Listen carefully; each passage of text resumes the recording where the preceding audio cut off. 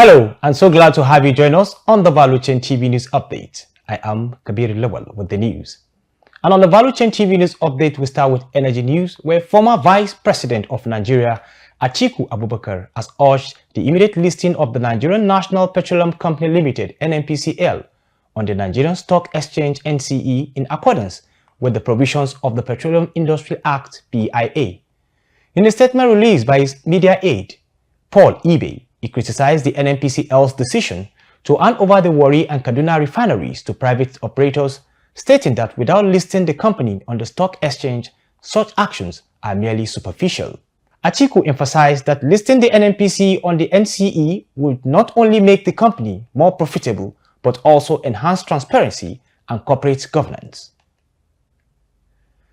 The Nigerian National Petroleum Company Limited (NNPCL) is likely to increase fuel pump prices in the coming days due to mounting financial pressures and significant debt to petrol suppliers. In a statement issued by Chief Corporate Communications Officer Olafemi Sonaye, NNPC Limited acknowledged recent reports highlighting the company's growing debt to fuel suppliers. Reports also indicate that the debt, which was previously around $6 billion, has doubled since April 2024. The increase is attributed to delays in payment for imported petrol, with payment timelines now extending beyond 130 days compared to the usual 90 days. The federal government has announced over the weekend that it is finalizing plans to release $800 billion under the Presidential Power Initiative (PPI) to enhance the country's power supply. Ese Ufuma has the details. The Minister of Power, Adebayo Adelabu, has confirmed that funds will be allocated for constructing electricity substations and distribution lines as part of the PPI scheme. Adelabu disclosed this during a visit to TBEA's Southern Power Transmission and Distribution Industry in Beijing, China, where he attended the China-Africa Cooperation Summit. The PPI, in partnership with the German government, aims to modernize, rehabilitate, and expand the national grid, focusing on generation, transmission, and distribution. The funds will cover the construction of substations and distribution lines in two major phases: $400 million for Lot 2, covering Benin, Port Harcourt, and Enugu Distribution Company's area, and $400 million for Lot 3, covering Abuja, Kaduna, Jos, and Kano Discos franchise area. For Value Chain TV, Ese Ufoma reporting. The Nigerian Association of Resident Doctors (NARD) has instructed its members to return to work starting Monday, following a 7-day nationwide warning strike. The strike was initiated in response to the abduction of Dr. Ganiyat Bukola, a registrar in the Department of Ophthalmology at the National Eye Center, Kaduna, who was kidnapped 8 months ago. NARD, however, announced that it will assess the federal government's progress on resolving the issue within the next 3 weeks. Still on the Value Chain TV News Update, Nigeria has lost its United States Federation Aviation Administration Category 1 status, effectively barring Nigerian airlines from operating direct flights to the United States. Chat Moses completes the report. According to reports, the Ministry of Aviation and Aerospace Development disclosed that Nigeria lost its US FAA Category 1 status before the 2023 general elections.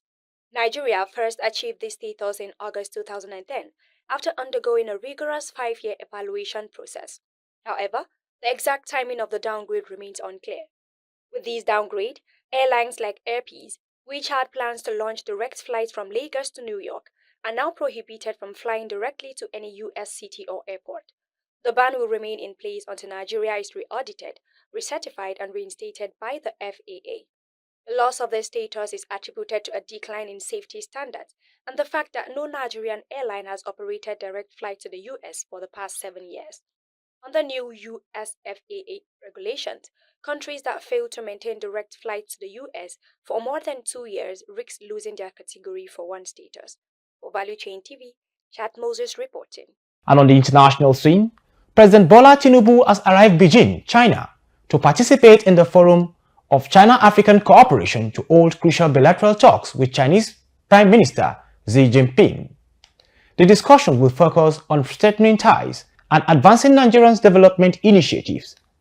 This was disclosed by his special assistant on social media, Olusegun Dada, via his X handle. Earlier, Tinubu's media aide, Ajuri Ngilali, had highlighted the significance of these engagements for Nigerians' progress. Tinubu's visit, which followed a brief stop in Dubai, United Arab Emirates, also includes meeting with federal Chinese firms involved in key infrastructural projects in Nigeria, particularly rail sector. Some Nigerians who spoke to Value Chain TV reacted to this development. The report. That's what they always say. All the past presidents have been traveling. They say for the good of the country, but we've not seen the result. Most of the governors, if not all the governors, have been traveling, and they tell you it's for the good of our country. Until today, things are getting worse. So we don't know. The past traveling for more than a year now, he has been traveling to other countries. I don't know if we can pinpoint one benefit the country has benefited from the traveling. So for me, it's spending our hard-earned money that we should spend at home to better the life of our people. Our leaders have been traveling for so many years. And since they have been traveling, I have not seen any result in the traveling. I think the traveling is for their personal pocket, not for the nation. Because the traveling has not brought any investment in Nigeria. If you count the number of traveling, even the current president, in fact the past president, we knew how many times he has traveled out of the country. Even the current one, we know how many times he has traveled out of the country. And all the journey, there's no result. So I think they are traveling for their personal investment, for their personal pocket, and for their family, but not for Nigerians. If they travel outside this country, they should be able to see some things that other countries have done for their people. I think a reasonable man, when you go to somewhere and you see good things that will be good for your people, I think you should come from there. So I think there should be business engagement, investment. They should be able to woo these people to bring investment into the country. But one funny thing about it, even if you would, they will not come around because there's nothing on ground in this nation that can bring investment. Okay, you're calling somebody to come and invest in your country when there's no electricity, there's no road, there's no infrastructure. It won't come. So we know that the journey is just futile. It will not result in anything. But if they are serious about it, what we needed is for you to bring investors to come and invest in our nation. But they are not doing that. All the journey they have been traveling, nothing. I think traveling is like a norm in Nigeria now. During President Buhari's tenure, traveling, all the presidents are always traveling. So I don't think this is a different thing entirely. So I don't think.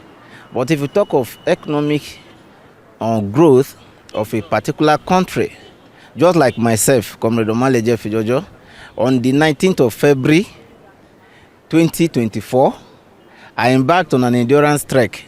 You can see it on magazine, Leadership Magazine and others. And the endurance trek took me for 33 days. It ended in Anambra State after 33 days. So I was telling Nigerians, even I've written letters, more than 200 and something letters in the Ministry of Agriculture, Humanitarian and Poverty Alleviation, Treasury, all of them. So what we need is not traveling. What we need is our own indigenous production. Okay, if you come to the agriculture, for example, we have untapped potential in cassava, which I have been advocating for, which I have been creating awareness for. So by the time we have a little thing on this, you find that everything will be okay. The other time I was in Maraba Market to interview some women selling gari. Imagine a cup of gari going to 120 naira, the red one 150 naira, but we are the largest producer of cassava. The president have been traveling over the years, but if he's traveling for good, we have Chinese have their equipment as well, agricultural equipment. If he's traveling for that, for such discussion, it's fine. Then he should be able to draw them here. But if you are talking of the locally fabricated machines for the processing of gari and others, they are doing it in Lagos. We have advanced them. We don't have the complete money to collect. So we have them here. That's why I say that we have them here. And even the foreign ones, sometimes for you to maintain, for you to repair, is hard. But these very ones will have the locally fabricated ones. And they are good. And now in sport, former Big Brother Nigeria star and two-time Nigerian high jump champion Mike Edwards has clinched victory by unanimous decision from the judges in his debut professional boxing match against Jake Cornish at the Dublin Arena. Edward made the headlines earlier this year when he announced his transition from athletics to professional boxing in April. He competed in the mixed fist boxing cruiserweight division, which is managed by English social media personality and Nigerian-born boxer Olajide Williams, known professionally as KSI. With that, we conclude the Value Chain TV News Updates. I am Kabir Lawal. Thanks for watching.